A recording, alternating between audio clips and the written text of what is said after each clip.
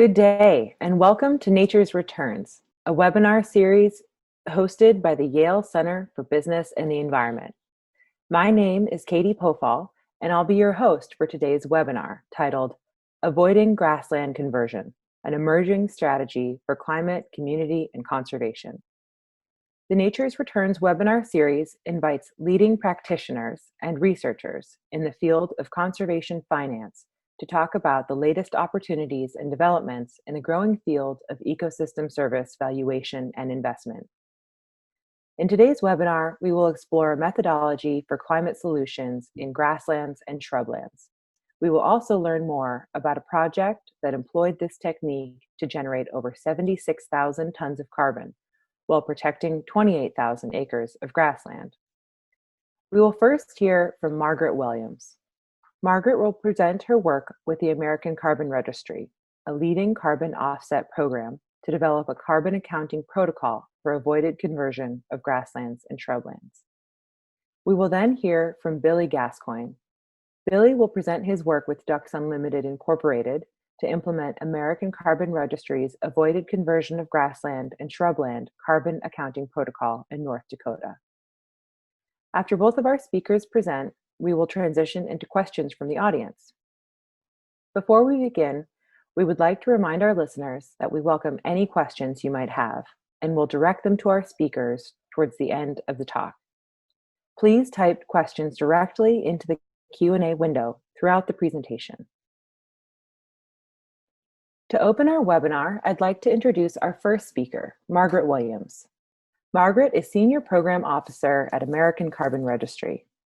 Margaret serves as ACR's team lead for offset methodology development and approvals in the agriculture, forestry, and land use sectors. She was part of the team that recently updated ACR's avoided conversion of grasslands carbon accounting protocol and has worked on the development of several wetland restoration protocols. While at ACR, Margaret has also supported several USDA conservation innovation grants awarded to ACR in the areas of agricultural carbon offsets and sustainability certifications, including development of the US version of the Sustainable Rice Platform. Margaret, welcome to Nature's Returns. Thank you, Katie, and thank you to the Yale Center for Business and Environment for having us. Can you guys hear me okay? Yes, we can. Great. As Katie said, Billy and I are going to speak to you today about our thoughts and experiences on carbon markets as a tool for conserving grasslands. So first, a little bit about the American Carbon Registry. We are one of several carbon registries operating in North America. The American Carbon Registry was founded in 1996 as the first private voluntary greenhouse gas registry in the US. We operate in both the California compliance market and the voluntary carbon market. And we have adopted carbon accounting protocols or methodologies. Those terms will be used interchangeably for a variety. We have carbon offset accounting protocols and methodologies for a variety of carbon offset project types. And we have issued over 150 million tons of emissions reductions. For today's topic, it's relevant to mention that land trusts represent a significant portion of our portfolio.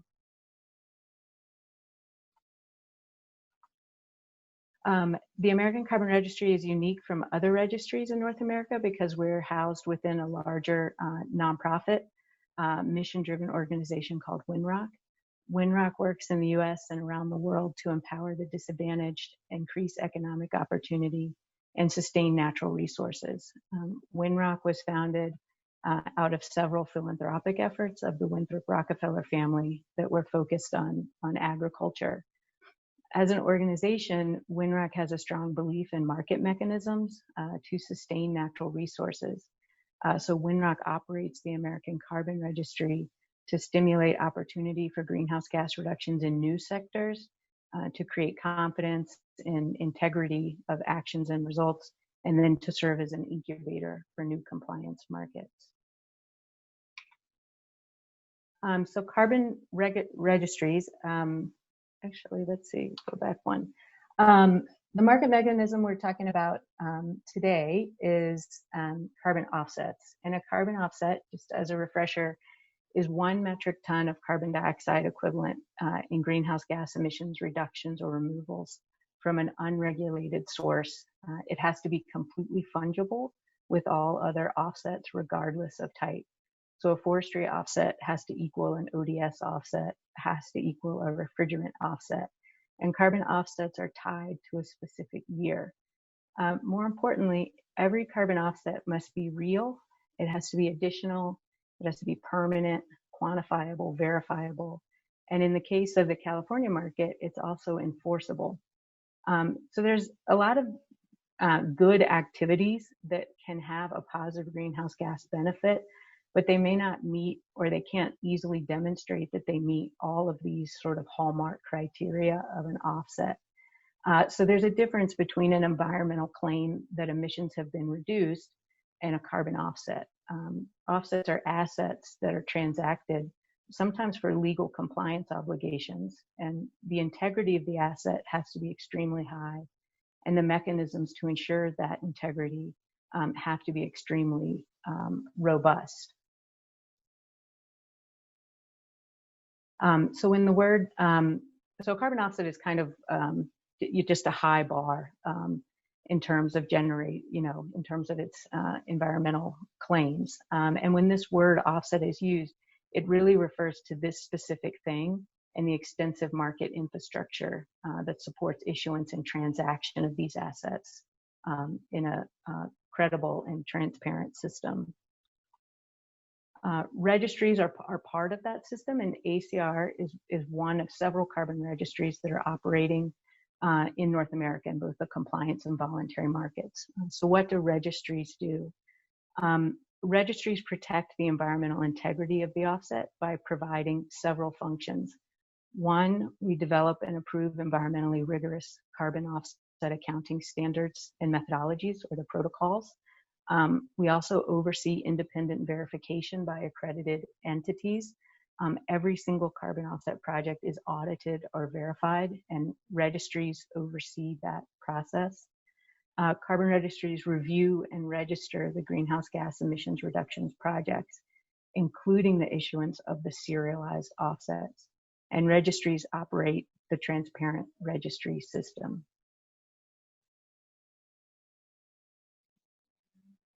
So conservation is a well-established as a kind of carbon offset project type. And ACR issues carbon offsets in several sort of land conservation and restoration project types. So there's afforestation and reforestation, there's improved forest management, there's 3 different wetland restoration protocols, and today we'll be talking specifically about the avoided conversion of grasslands project type. When the carbon market is used as the mechanism for funding conservation and restoration, the carbon is the single attribute that is valued. However, we all know that the impact of conserving these areas is much greater, and it includes habitat for migrating and nesting waterfowl, water quality, flood mitigation, soil quality, ranching and recreation.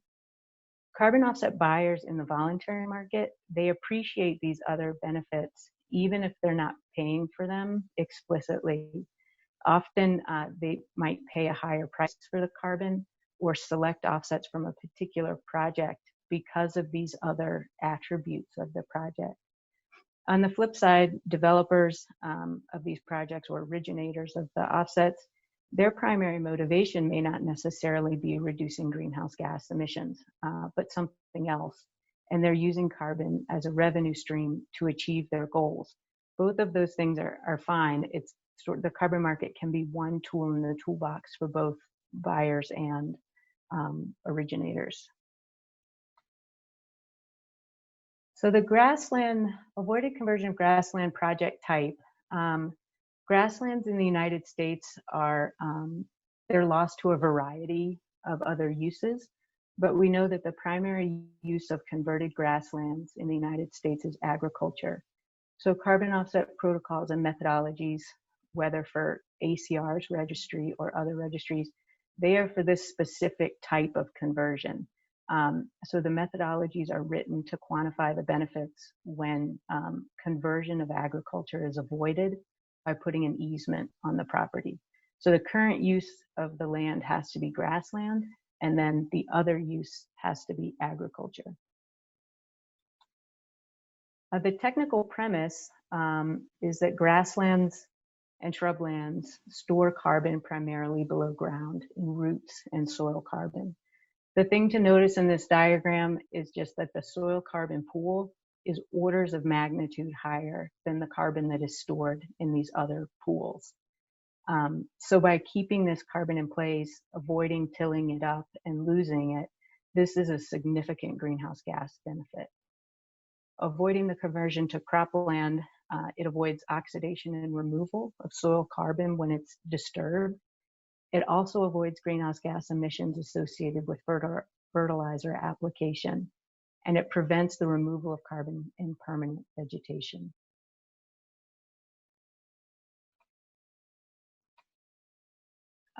So in this slide, we're just kind of presenting an overview of the sources of the greenhouse gas emissions that are accounted for. Credits are generated from 3 required pools. First, the soil organic carbon pool. Second, the fertilizer emissions. And third, enteric emissions from livestock. So looking at the first one, the avoided loss of soil organic carbon, the y-axis shows the amount of soil organic carbon present in a field or a parcel, and the x-axis is time going forward. The red arrow is the point in time when an easement is put on a property or the land is converted to agriculture. So that is a decision point in time. If the easement is put on a property, the soil organic carbon follows the green dots with some fluctuation year to year, but essentially constant over time because nothing has happened to the land. The soil organic carbon has stayed in place. If the land is cultivated for agriculture, the soil is repeatedly exposed, there's chemical and physical erosion, and the soil organic carbon loss kind of follows those brown triangles and is lost little by little over time. The brown arrows, the loss of soil organic carbon, is what is being avoided and credited. The second source that's credited is the avoided N2O emissions from fertilizer.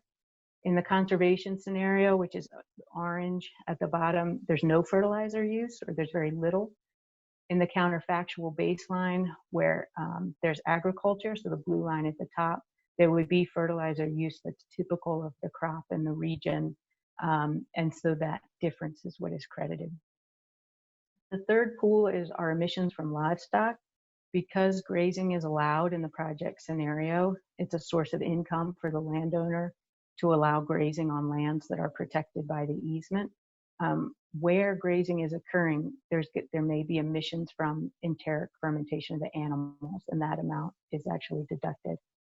Just a note about this slide, this is just a cartoon, it's not actual data.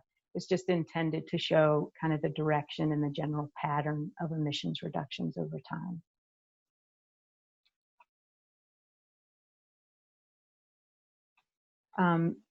As I mentioned before, methodology development is one of the functions that registries perform in the market. So how is this done? There's obviously more to the methodology or the protocol than just kind of the math, because you need to make sure that these carbon offsets meet all of those hallmark criteria that we talked about at the beginning. Each carbon offset project type has a rule book, so to speak, for how to generate the offsets that are going to kind of reach this high bar of integrity. And those rule books are called protocols or methodologies. And all carbon accounting methodologies or protocols, whether for our program or others, they have similar components in them. There's going to be an eligibility section, so rules about what's eligible, who's eligible.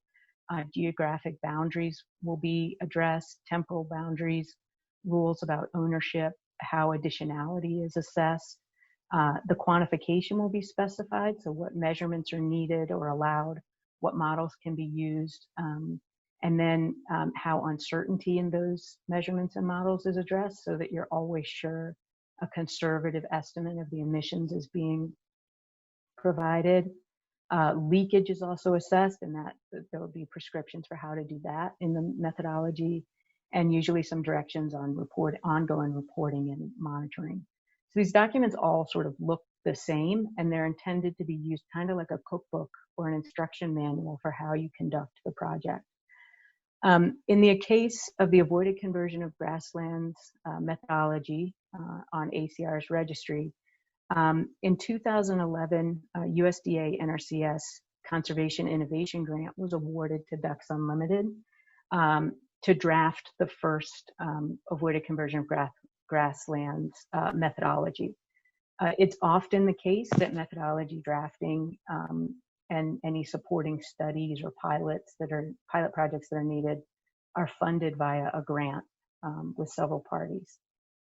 In parallel to this, Ducks Unlimited also developed a pilot project in the Prairie Pothole region of North Dakota that Billy is going to talk about a little bit more. This is also typical that a pilot project will be developed to either inform writing of the methodology or to implement the methodology so that very soon after it's adopted, credits may be issued.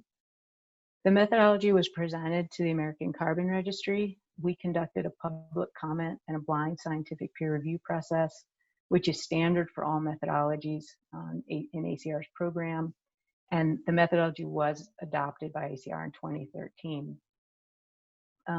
In this instance, ACR sort of acts as a neutral third party to vet methodologies that are presented to us. And there's numerous steps of increasing scrutiny, culminating in a public comment and a blind scientific peer review. From the pilot, credits were issued in 2015, I believe. They were the first carbon offsets issued from an avoided conversion of grasslands project. There's a lot of lessons learned from that. So Ducks Unlimited wrote another proposal to the USDA NRCS and were awarded another grant to update the methodology based on those lessons learned. So in October of 2019, ACR approved version 2.0 of the methodology. It was following another round of public comment and peer review. So several major improvements were made to the methodology, the main ones being the third and fourth bullet. The third one relates to eligibility screening, eligibility, additionality, and the determination of like the baseline land use being cropland. Those are all tied to the concept of threat to conversion or the likelihood of conversion. And these can all be determined now at the county level. If a project is in a certain county that shows high rates of conversion, then it is considered eligible, provided it meets the other eligibility criteria as well. It's considered additional, and it's considered that the baseline scenario would be cropland. Other locations aren't excluded, but they just require different documentation to substantiate that the project would have been converted. Previously, an appraisal was required, and the eligibility was based on ratios of values in the appraisal. There were associated discounts, and it meant that it was very difficult to project the ERTs that were going to be issued and sort of understand the project economics at the outset without conducting the appraisal, which is a significant cost. Further, the ERTs issued relied heavily on the results of the appraisal, which have varying degrees of accuracy. So the team, when we updated the methodology, was looking for a quicker and more reliable way to assess this.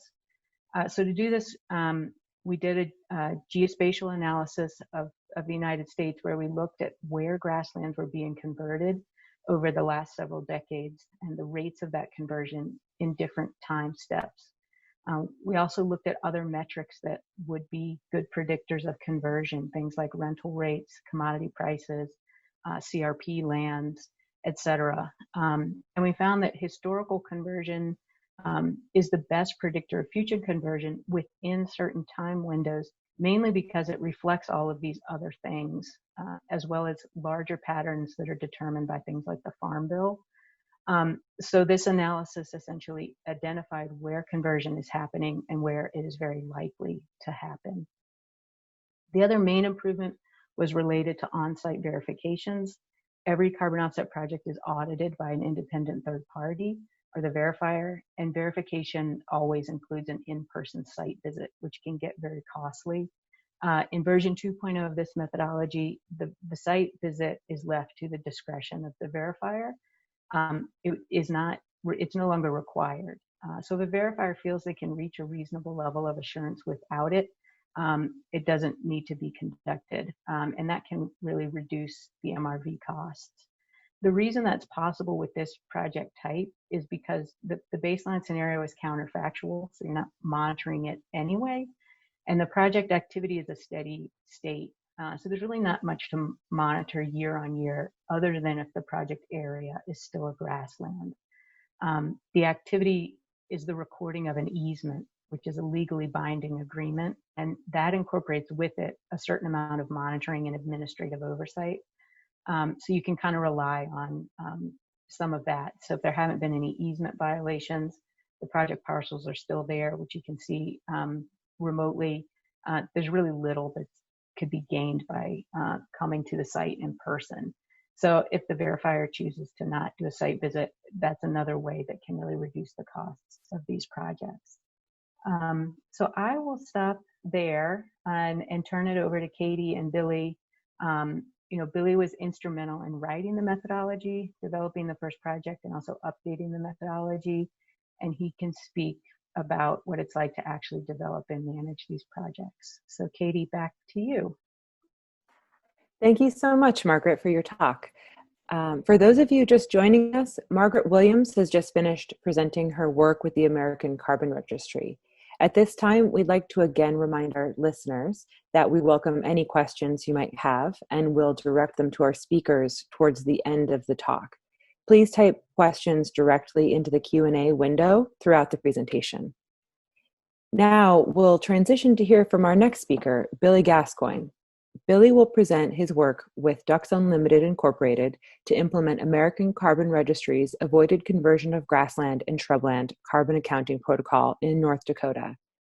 Billy Gascoigne is Associate Director of Conservation Strategy at Ducks Unlimited Incorporated, where he focuses on innovation and partnerships to further conservation at scale. He also leads Ducks Unlimited's carbon program, historically focused on the avoided conversion of at-risk grasslands.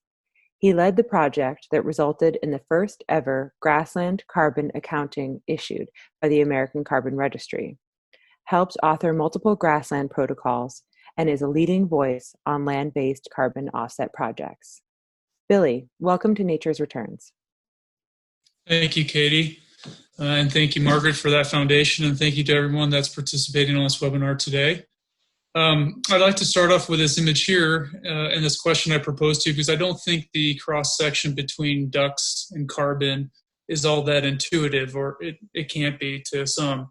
And this image here captures the essence of why we have been involved in carbon markets, and certainly the grassland sector in particular. Here you have a nesting hen that is on top of her nest in a grassland ecosystem. And while waterfowl certainly depend on wetlands for a majority of their life cycle, they rely on abundant, healthy, well-managed grasslands for the most important component of that life cycle, that being breeding and rearing young.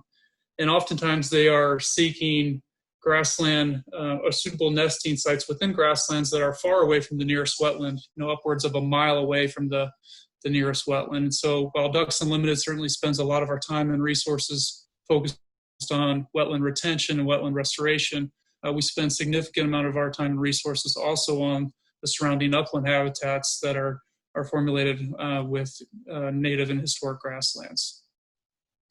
Next slide, Margaret. And much of that breeding is taking place in a landscape referred to as the Prairie Pothole region. It's a glaciated landscape, and here's kind of a duck view, if you will. It's intermixed wetlands amongst native prairie grasslands that covers large portions of the Dakotas and portions of the surrounding states, and then large areas of Manitoba, Saskatchewan, and Alberta. And if you'll progress here through the slides, Margaret. This area has faced significant conversion over time, namely in the form of conversion to row crop agriculture. And you can see the progression through these images of what it means from a duck perspective and from a mission standpoint, like Duck Limited that is charged with making sure we have abundant landscapes and resources for these birds to sustain populations far into the future. And so as these grasslands disappear, that habitat is obviously declines. The embedded wetlands are impaired or outright altered. And those remaining grasslands are more susceptible to things like predation. And so we spend a lot of our time, like I said, focused on protecting these at-risk landscapes from these threats. Next slide.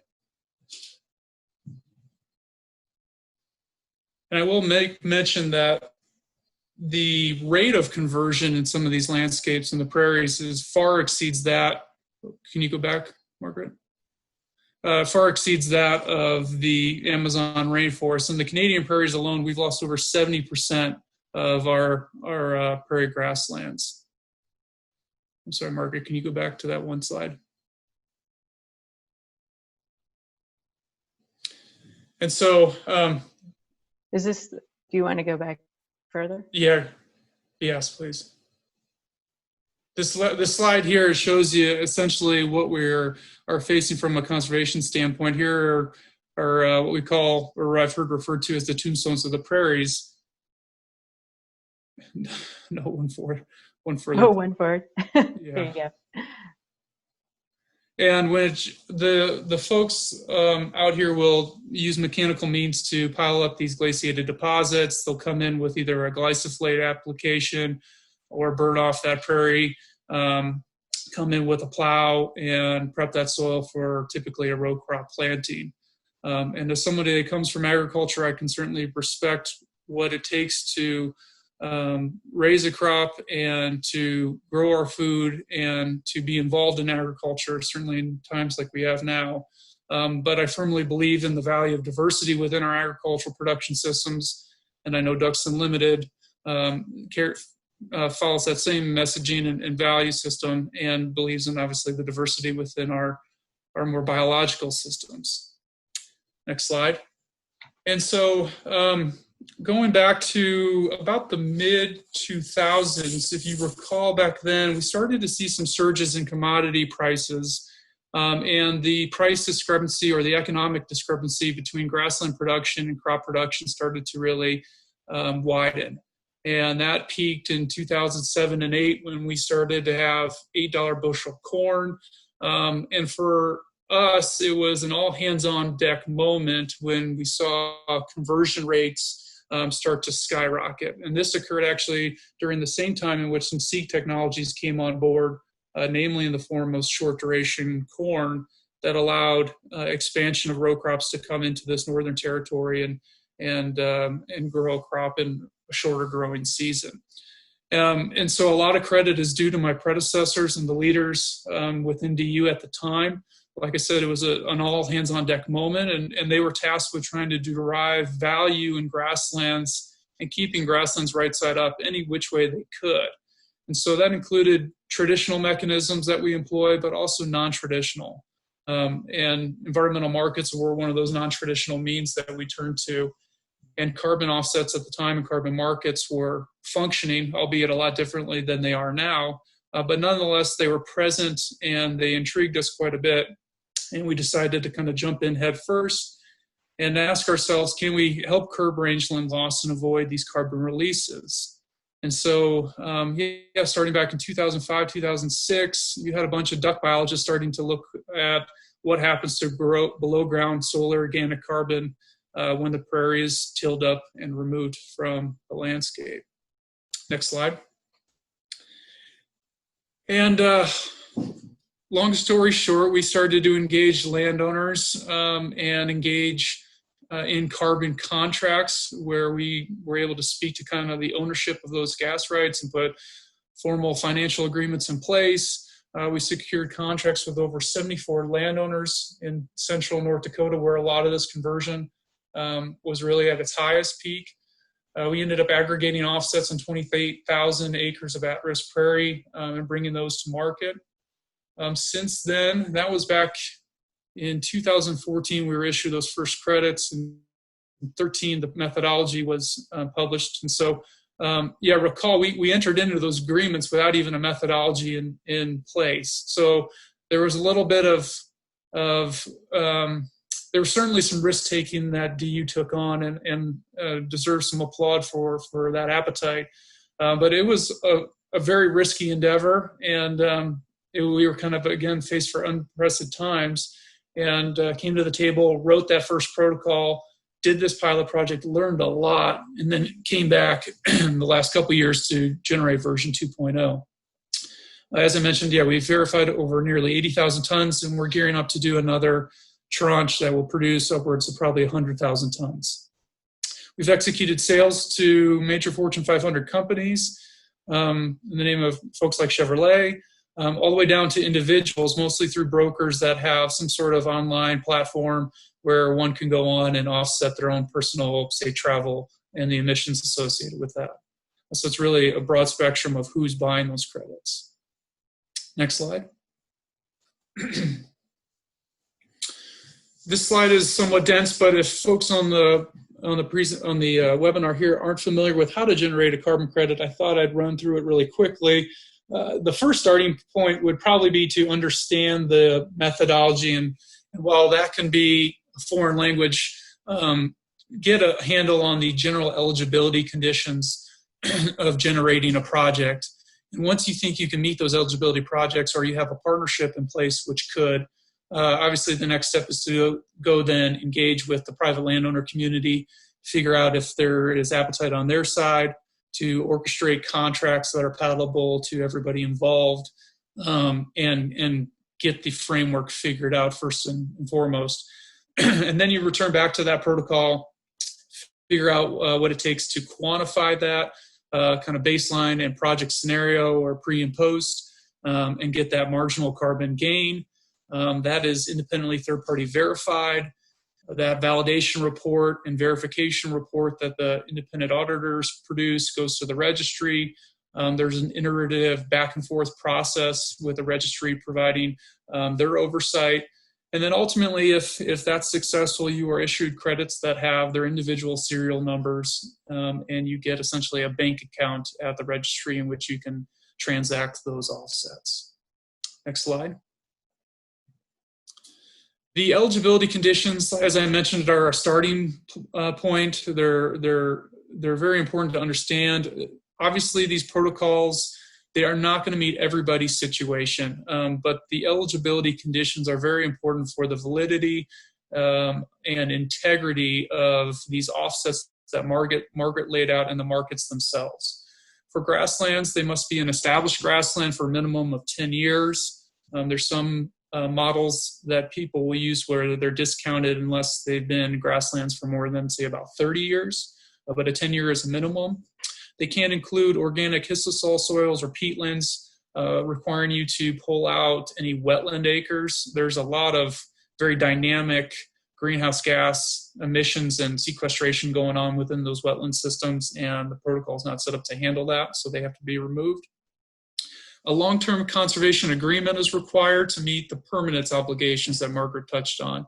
Again, we're talking about a system in which we're trying to funnel investments into preserving stored carbon, and it's pretty, it's fickle, and if we run a plow through it, then all that investment is moot, and those investors obviously, don't feel like their investment was very warranted. So it's at the heart of the integrity of these protocols. Again, it doesn't meet everybody's ability to deliver on these projects, nor every landowner's desire, but they are incredibly important from a permanent standpoint. They must be able to demonstrate the risk to conversion, and that is very, very important as well, and I'll touch on that some more here in a few other slides. And then a personal condition that I get a lot of questions about, it must have the ability to aggregate quickly, or you must be working in a landscape in which those individual projects, land ownership demographics have adequate acreage to be economically feasible. So we're not talking hundreds of acres here, we're talking thousands of acres for the economics to make sense and to be able to take advantage of economies of scale. Next slide. The challenges, as Margaret alluded to, we certainly had some lessons learned along the way while celebrating some of our successes. Challenges, fundamentally, aggregation is challenging. Working with multiple landowners in a certain time frame, putting a partnership together in order to meet all those different requirements. So landowner engagement, legal contracting, geospatial work, modeling, accounting, on and on and on. It's quite complex, and it really takes a devotion to pull it off. And at the same time, a few bullet points under aggregation. I touched on the long-term conservation agreements needed, or these conservation easements, which mostly fill that need. And those are expensive. You're purchasing rights away from landowners in perpetuity. And so not only do you need staff that can break down those contracts in kind of a layman's terms to make landowners comfortable with them, but you also have to have the financing behind it. And so you have to have the access to capital, and it has to be available within a certain framework for you to aggregate it successfully. Financial structures attracted to landowners. I get a lot of questions from various folks about how much do I pay per acre? And our experience to date has shown that one financial structure does not suit everybody's needs, and that you have to be adaptive in how you approach landowners in these projects. Early on, there was so much uncertainty in the marketplace. As I mentioned, kind of the CCX days were collapsing. It didn't even exist a protocol at the time. The landowners really didn't want to enter into that highly risky environment with us. So they wanted a structure by which there was kind of front-end loading with payments. Nowadays, things have become much more established, and there's much stronger market signals. A recent carbon project I helped put together was a revenue sharing agreement in which we are sharing risk moving forward. But it'll be different on how I approach a project based on acreage and location and a number of other factors. So there isn't one size fits all here. The accounting and data management of running biogeochemical models and doing all the monitoring and going through verification, the accounting and data starts to add up quite quickly. So you do have to have devoted staff and resources to manage that. There is a need for partnerships, even if you have the ability to speak to easements and employ easements and have the ability to go through the steps of a protocol. I've had to lean on partnerships heavily to gain access to various market buyers. So there's many facets of generating credit and bringing it through to sale, in which partnerships are key. The ability to manage long-term risk and obligations. You're signing up for, in this protocol, I think a 40-year commitment. In other grassland protocols, it's more than double that.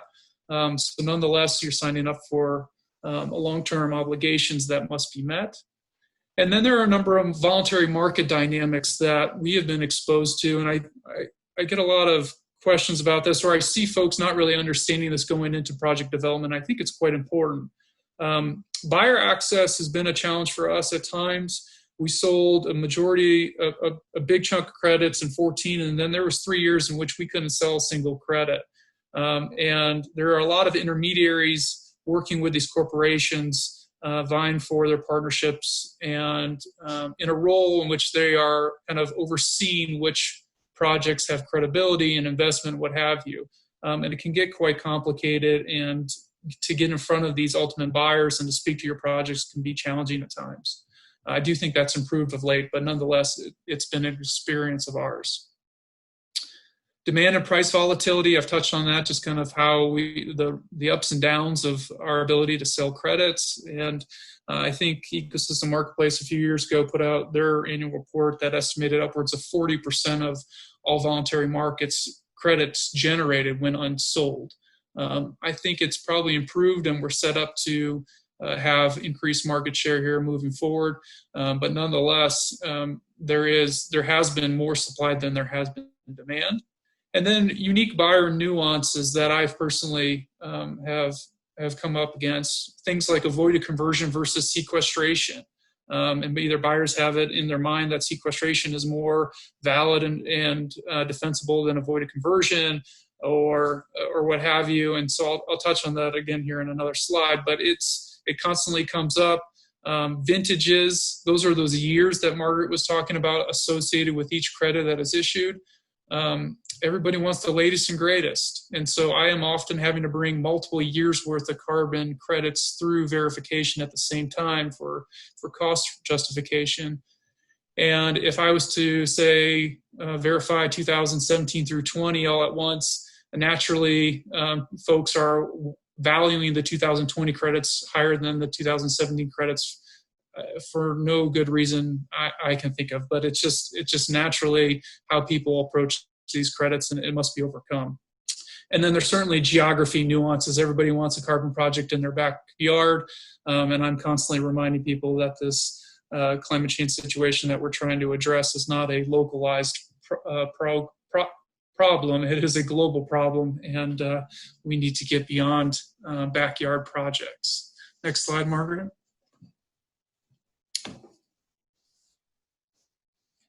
I just wanted to revisit this slide real quick because I think it's a powerful message of the landscapes that Ducks Unlimited works in and invests so heavily in. And it captures that comment I was just alluding to about avoided conversion versus sequestration. And I want to make the point known that preservation is equally as important as sequestration in the regards to the world's carbon balance. And if we don't think holistically about how carbon comes out of the ground and comes back into the ground, we are really short-selling ourselves. And I just find it short-sighted to think that there's more validity in investing in a sequestration project, pulling carbon out of the atmosphere, when potentially all around that single project you have landscapes looking like this that is emitting far beyond the amount of carbon that is being sequestered in that one carbon project alone. So again, I really preach holistic thinking here. I think there is a lot of validity to these avoided conversion projects. We live and breathe this stuff. And if you click, Margaret, one more time, it'll highlight the map that we worked on with this remote sensing exercise, where, as Margaret explained, we teased out all kind of the theoretical and ratio balancing. We base this purely on where conversion is taking place. And that threat to conversion is certainly the most fundamental component of an at-risk or a avoided conversion protocol. And we spent significant time and effort putting this together, and we're very proud of what came forward. But you can see here of this map where much of the conversion is taking place, and all the dark red here in our northern prairie grasslands. Next slide. So I'll leave you with a few closing points here. I've touched a little bit on market dynamics. There is a major market shifter on the near horizon here with the International Civil Aviation Organization Carbon Offset Reduction Scheme. We're talking tens of millions of dollars, or tens of millions of offsets, and upwards, I think, into the hundreds of millions here in the coming years, if they can get through some current negotiation that's occurring with all this COVID crisis stuff that's going on within the transportation sector. But nonetheless, this would be a market signal like we've never seen in the voluntary space, or at least I haven't.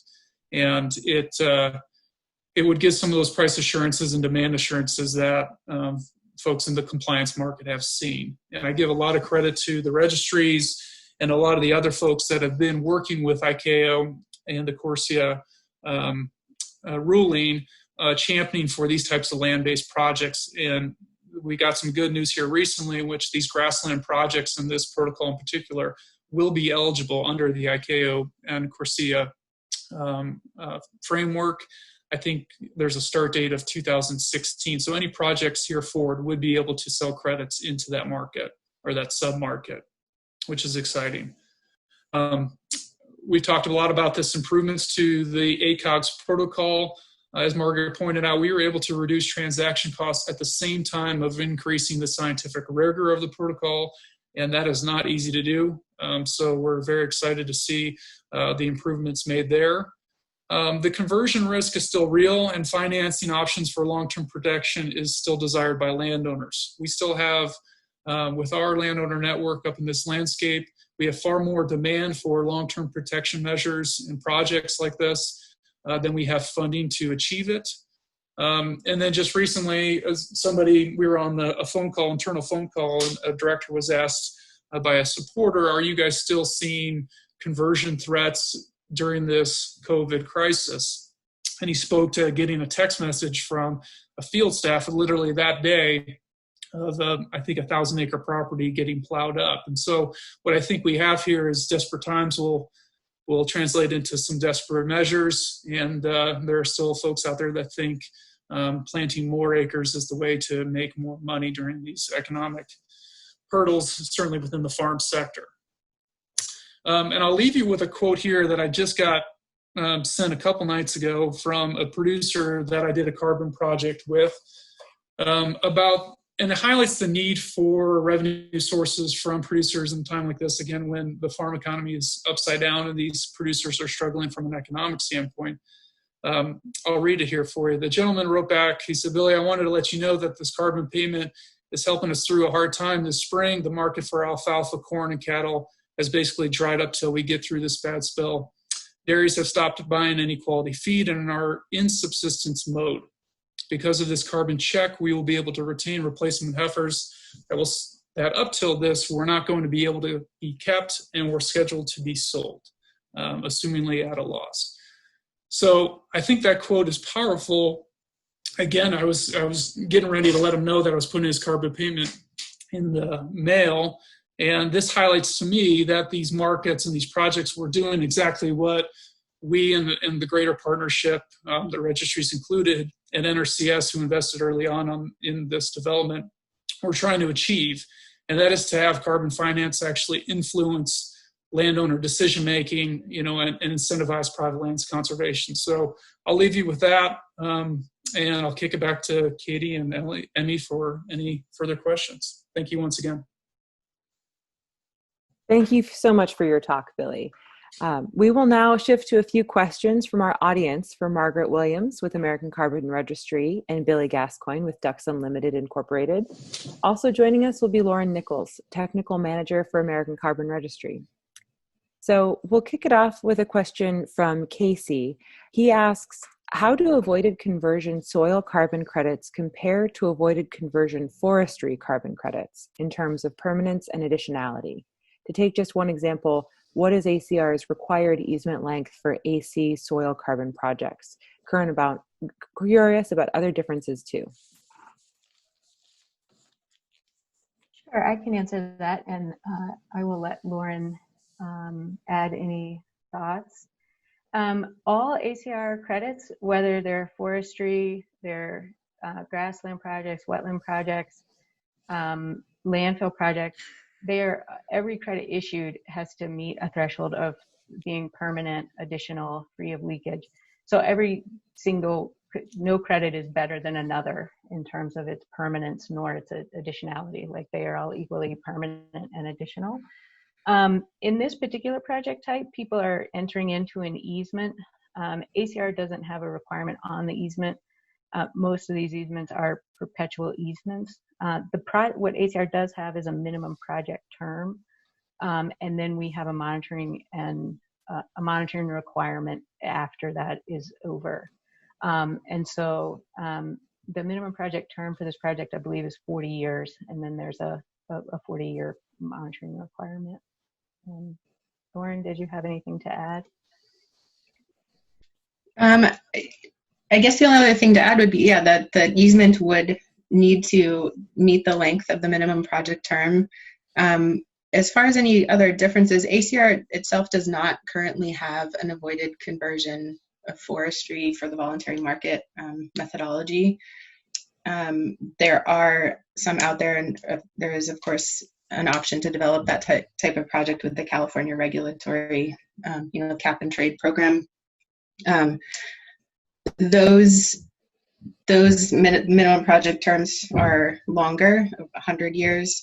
And then there is, for establishing the baseline for the avoided conversion to forest under at least the California protocol, you must do an easement or do a appraisal to identify the likely baseline scenario. So that's a difference.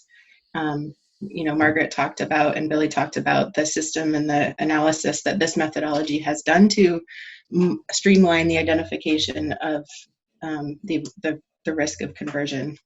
So that's a huge benefit and for this type of assessment. Thank you. Our next question is from Peter. He asks, many farmland easements are only non-development easements and do not restrict tillage or sod busting. Would a landowner subject to such an easement be eligible to participate in the ACR protocol?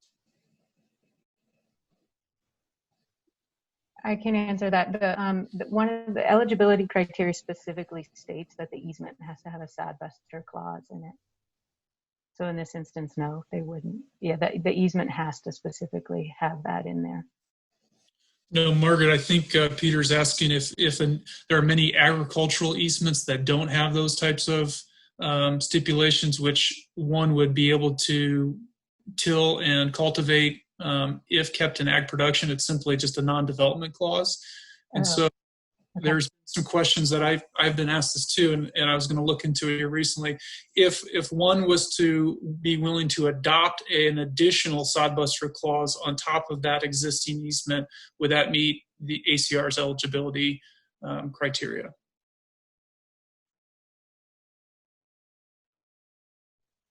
I think it would meet the criteria, but I think the other thing that it probably wouldn't meet is if the easement's already in place. I mean, there's some certain time windows between when the carbon project, the decision to participate in the carbon project occurs and the easement itself is put into place.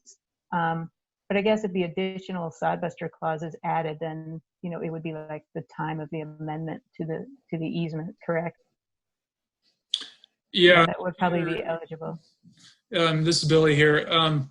This is a good question, and it's something that I can dig into more for you. But I think what it would require as far as a project developer is to go above and beyond, excuse me, to show that there was still conversion threat. And so here in Colorado where I live, I can point to a number of easements that are agricultural easements that have actual active tillage on them or have actually resulted in tillage post easement. And I think the project developer would be just tasked with providing such evidence to the registry. So I don't think they would be ineligible. I think they just require a little bit more data and evidence to show that there is a legitimate conversion threat, even though there's an easement already in place. All right, then I think we can, perhaps I would mention that we can always hold on to some of these questions until after the webinar is over. Our panelists have volunteered to stay on a bit after the webinar, and then I believe their contact information is on the screen here, and so feel free to reach out for further clarifications. So we'll move on to our next question here, and this is a bit more about the process itself from Anastasia. She asks, how long does the methodology production process take from soup to nuts? What makes it go slower or faster? This is Margaret. So methodology development, a rough estimate I would say is anywhere from 1 year to 3 years. It's a long process both to develop the methodology itself and then to conduct the public comment and peer review process can take some time. It really varies by what the project activity that's being addressed is and how complex the methodology is. Those are things that might impact the duration. A lot of times it's hard to predict the nature of public comment, like what stakeholders are going to be engaged, what things are going to come out of public comment. Is it going to result in significant revisions to the methodology? And the same thing with the blind peer review panel. It really just depends on what comes out of that and how difficult those issues are to address. But it's a several year process, I would say. Another question we have from an anonymous questioner is this methodology restricted to North America? Do you think it could be applied to grasslands in South America? Right now, this methodology is only for the United States. It could be applied in other places. The reason it's restricted to the United States is because of the way that the eligibility screening was developed. It relied on data sets that were specific to the United States. And so that's why it was limited, but provided other data sets and also the biogeochemical models that are used to estimate the soil organic carbon, they have to be parameterized and validated for the area where you're going to use it. So provided those could be used, the methodology could be expanded to other areas, but right now it's only for the United States. Speaking of those measurements, Michael asks, it seems like the science and accounting for soil organic carbon is still being thoroughly worked out. Do you have any insight into this, especially since avoided grassland conversion carbon stocks rely so heavily on SOC? In this methodology, a biogeochemical model is used that has been validated for use on heavily used for grasslands in the United States, and it has to be used for the specific site. You have to run the model. In this instance, I would say, the model has been shown to be accurate, and that's why it's allowed to be used. And the use of models allows you to cover a much larger geographic area than more cost effectively than doing soil sampling across that whole area. The other benefit of this methodology is you're not looking at changes in soil carbon over short periods of time, which is much more difficult than just understanding what the amount of soil carbon is that's at a particular site and then holding it constant. So yes, there are a lot of challenges with measuring soil organic carbon and using that in a carbon offset protocol. This methodology in particular relies on a biogeochemical model run at the site, and that has been validated for use in North America. And it's not as hard because you're not looking at those small changes over small periods of time. Yeah, this is Billy. If I can add on, I appreciate the question here, because yes, there is a lot of kind of noise in the data, but as Margaret pointed out, a lot of that noise is in the annual fluxes of greenhouse gases.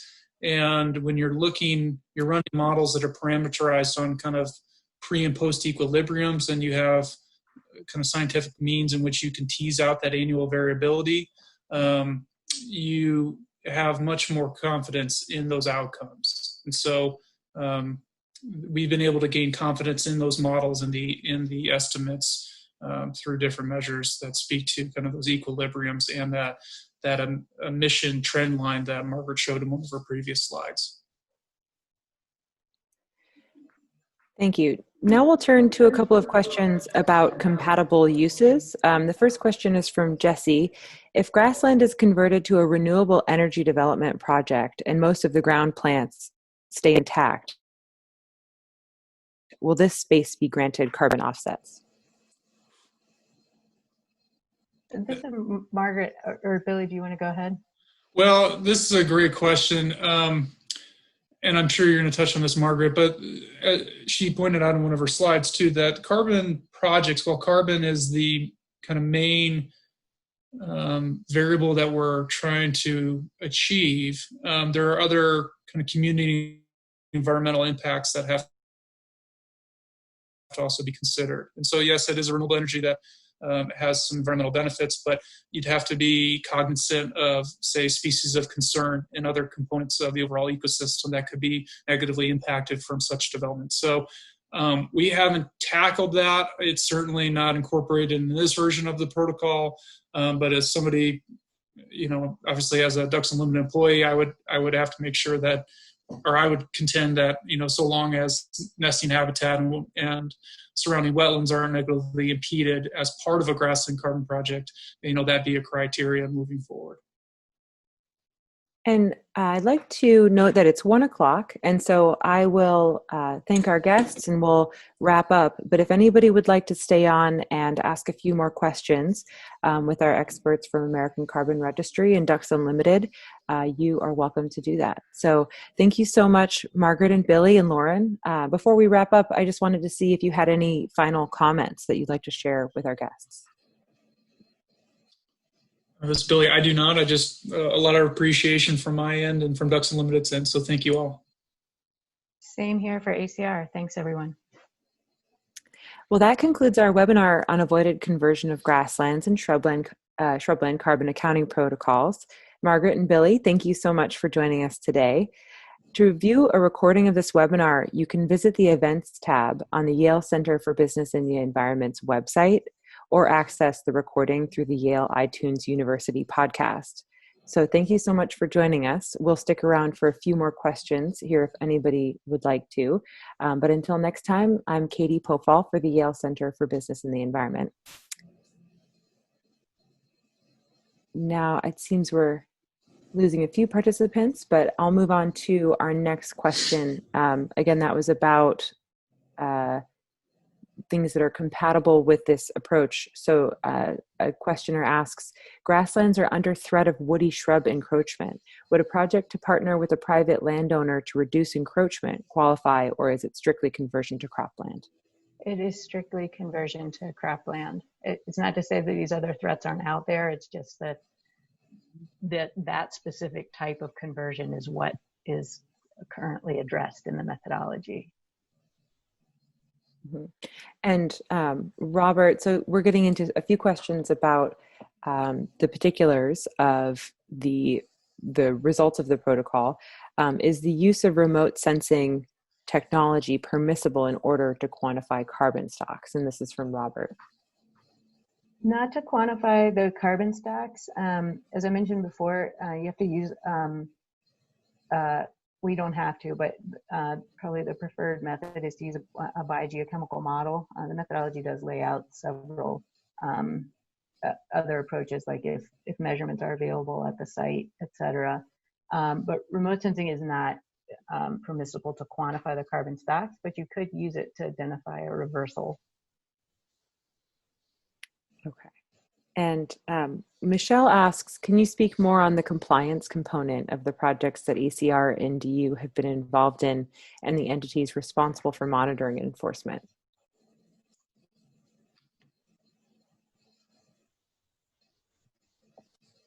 I'm not sure I totally understand the question. I mean, and these... Is it a question about the easement? Yeah, the conforming easement to the easement? Perhaps? Yeah. Yeah, and maybe, so Michelle, if you have any clarification, feel free to put that in the chat. But I think the part of the question about monitoring and enforcement, could you speak about the entities who might take that type of work on? Billy, do you want to talk about how the easement monitoring happens? And then maybe we can just talk about ACR's oversight. Sure. When you execute a conservation easement, it is a legal binding deeded document that has enforceability to it, legal enforceability. And so it has clear criteria in which you can monitor against certain conditions. And the conversion of, say, an intact grassland to an alternative source would be something that obviously you can go out there and see occurred and deal with it accordingly. I will say that no land trust wants to get into lawsuits with landowners, so they're oftentimes you work with these landowners to make sure it doesn't happen again and to put means into place that restore it back to a condition that you wanted to achieve. But there is a level, so there is some enforceability there, but there's also kind of the practicality of enforceability. And Ducks Unlimited certainly isn't just going to start getting into lawsuits with landowners over all these things. And so we assumed a lot of this risk. We put an additional kind of insurance mechanism in place if these things do happen. Fortunately, they haven't happened much. There has been a few instances here and there. They've been small scale, fortunately. But again, yeah, you legally can go after a landowner for damages that are directly in violation of that deeded document, that being the conservation easement. And they're monitored by the easement holding entity annually. Great, thank you. So another question is from an anonymous person. Are the entities holding the conservation easements using the funding through the carbon offsets to pay for the conservation easements, or is the property owner donating the conservation easement and then being provided payouts as the offsets are transacted? Or are the landowners getting paid for both the easement and for the value of the carbon? Can these funding mechanisms pay for an endowment that may be needed for annual easement monitoring? Billy, that's a great question, and you laid out a lot of different ways in which this projects could come together, and we've had just about everyone outlined there in that question. So, can they pay for all of an easement? Typically not. Typically, easements are far too costly for carbon finance to cover the whole cost of the easement. Can they help finance an easement? They can. They can kind of funnel into an easement program and provide financing that way. And certainly within the forestry space, I know that's been occurring, and in the grassland space, it could certainly emulate that model. But I haven't seen it in a geography by which the carbon finance can cover the entire easement cost. And then I have been involved in a number of projects where the carbon finance is an additional revenue source. And so again, trying to incentivize behavior of maintaining grasslands. So oftentimes even the carbon or the easement component isn't enough in and of itself. And so you can come in kind of with this multi approach to where it's here's an easement payment and a potential carbon project payment on top of that. And then thirdly, we have in some of how we structured our partnerships, you just can't say, hey, why don't you come on over here and as an accredited land trust and just take on these additional easements. So there's cost to that annual monitoring and providing reports. And so we've put partnership frameworks in place by which we use the carbon finance to pay for stewardship endowments to help oversee easement monitoring. So I would say basically yes to all components of that question, other than financing the easement in whole. Okay. Could you speak a bit more on eligibility? David asks if there is a link to the eligibility standards and basically who you think might be the most appropriate groups to pursue projects like this in the future. The eligibility criteria are listed in the methodology itself, I think in section 1.2. So you would need to go to ACR's website and then go to the methodologies page and then go to the Grasslands methodology. And there's a PDF document of the methodology itself. And I think the eligibility is section 1.2. Thank you. It's also worth pointing out that every methodology that's developed on the voluntary market for ACR has to roll up into the overarching ACR standard requirements. So there's a document called the ACR standard, I think version 6.1 now, and it goes in sort of a higher level detail of what how ACR operates, and then what eligibility requirements apply to every project type, no matter what methodology is used. So those have to work together when you're considering the project. We have another question about eligibility from Matt. How do these projects fit with other payment for ecosystem service programs, specifically the CRP, which I believe is the Conservation Reserve Program in the Farm Bill? If a property is enrolled for the CRP, is it also eligible for one of these carbon projects? This is Billy. I can speak to some of that just from my familiarity with the program.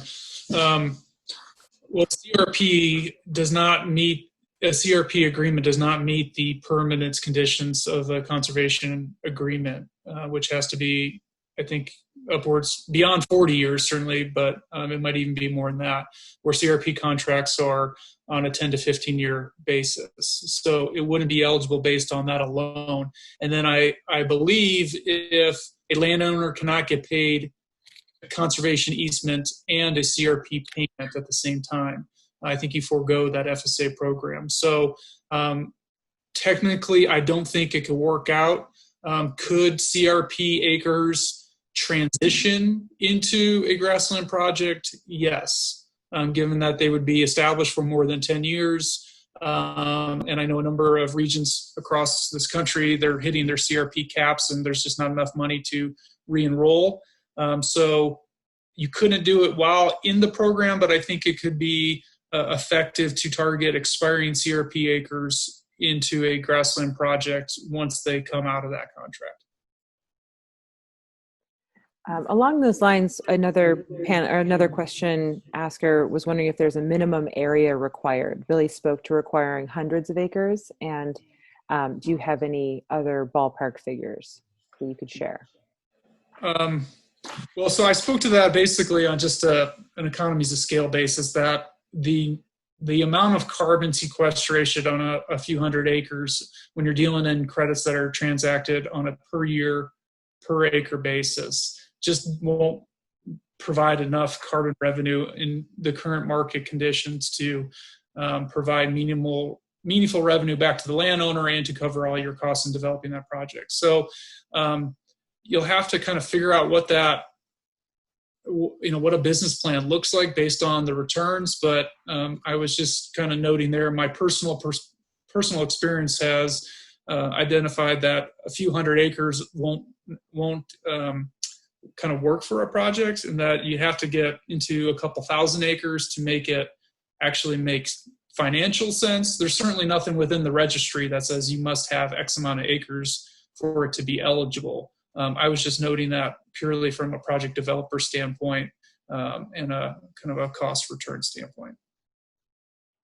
I can add one thing, which is that Billy's project and many other projects aggregated a lot of landowners together. So a single property doesn't have to kind of, but on its own, make economic sense. Like, it is possible to aggregate many properties together in a project.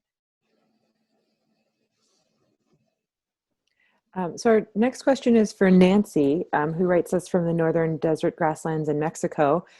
She's just wondering if we have different types of grasslands across the United States, and how the methodology differentiates between those different grassland types. You mentioned that it has to be local to the region where the offset is being produced. And could you just speak to that methodology a bit more?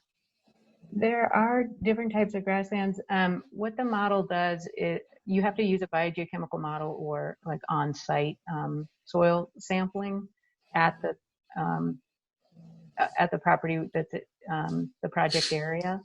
So the biogeochemical model has a lot of inputs that are location specific, including climate and soil types and the history of what's happened at that particular location.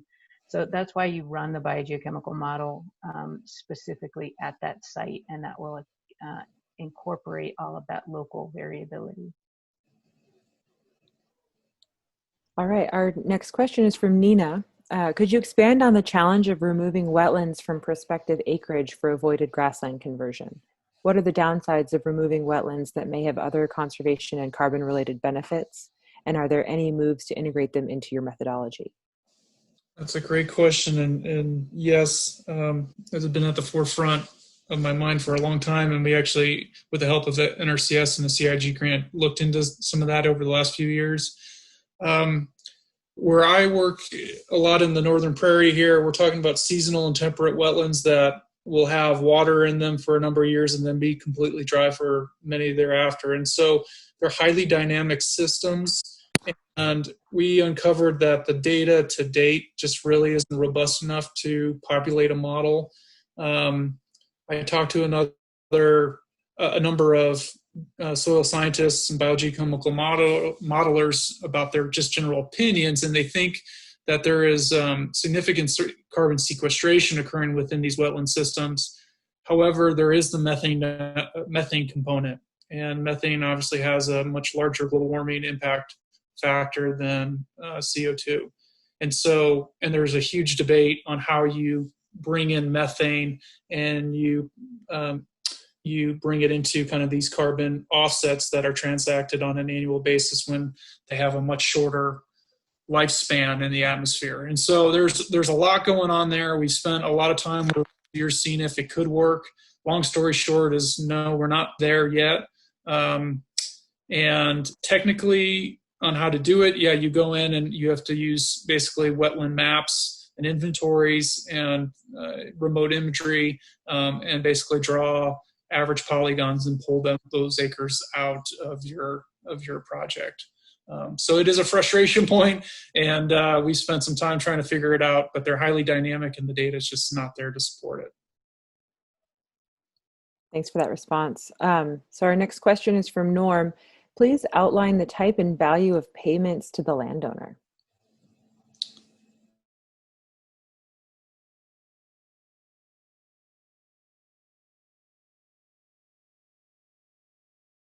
Cash is transacted in the form of a payment. But as I mentioned in my talk, there's many ways in which we formalize these agreements. But we're trying to bring revenue from the sale of these offsets back to the landowners, whether that happens kind of all at once up front, or it happens in a partnership framework where you're revenue sharing here forward together. There's many ways in which you can put those contracts together, but ultimately the goal of these projects is to bring the financial revenue from the sale of carbon offsets back down into working landowners that can incentivize private lands conservation. And can you speak to the value? Is there a general benchmark that you've been able to see over your experience of these different projects? I can't get into those specifics, and every project is different, certainly within the voluntary space.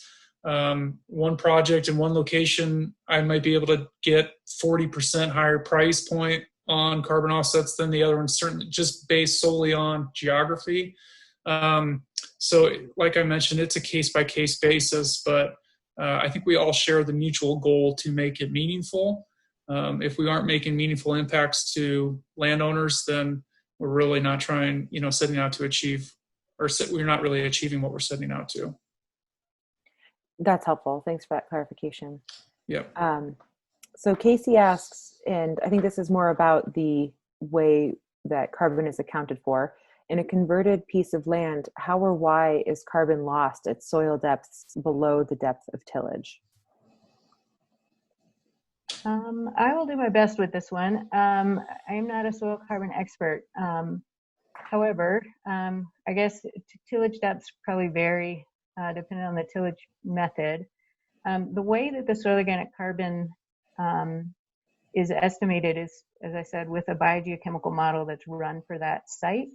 And my understanding of that model takes into account various carbon pools underground. So there's like a highly dynamic pool, like a medium pool, and then I think there's like a much deeper pool.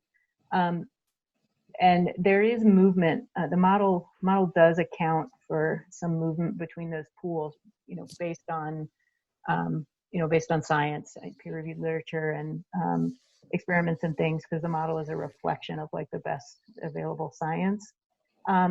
Beyond that, I don't know. I mean, we specify in our methodology that whatever model is used, it has to meet certain criteria. And I think one of the criteria is that it has to be able to account for soil carbon movement down to like 30 centimeters. But the biogeochemical model does account for multiple pools, some of them longer term storage than others, and there is movement between them. But beyond that, I don't know the specifics. And I will note there's further information about this, of course, in the literature, and I'm sure by contacting one of these folks, you could get some links to information about those publications.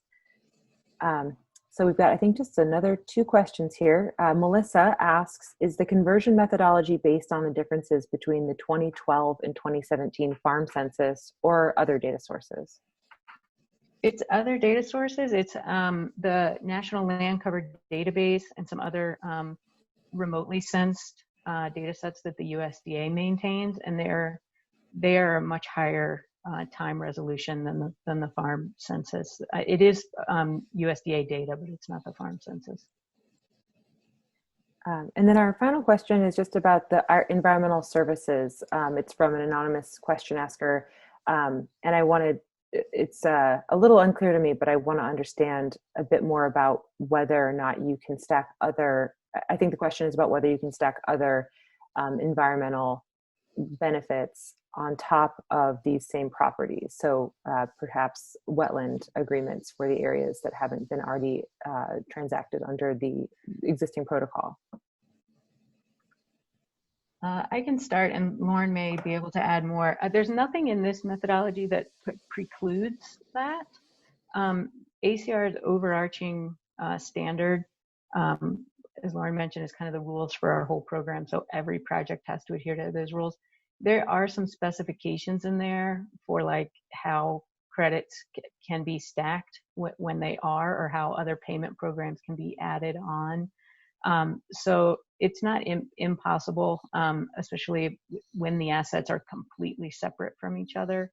But there are some criteria, and it depends on what the other asset is. And at a minimum, I think both of the programs need to be aware of what's happening. Yeah, and just specifically on wetlands, you often run into a roadblock trying to bring carbon into many of the wetland markets, because like for example, wetland banking is the reason it exists is because there is a requirement on behalf of often another organization to mitigate a wetland habitat or restore wetland habitat. So if there's something driving a requirement, regulatory requirement of that nature driving the practice change, and in this case the conservation, then that would negate the additionality of the project in this case. I think that's an important clarification. And I think that wraps up our questions for today. And I just wanted to say on a personal note, this is, I think, a really exciting topic. And thank you so much for sharing it with us, Margaret, Billy, and Lauren. I do encourage all of our guests to reach out and connect about these issues and learn more. And also the recording of this webinar will be available on the Yale Center for Business and the Environment website. So unless there's anything any of our panelists would like to share, thanks for joining us. And until next time, this is the Yale Center for Business and the Environment. Thank you. Thank you very much.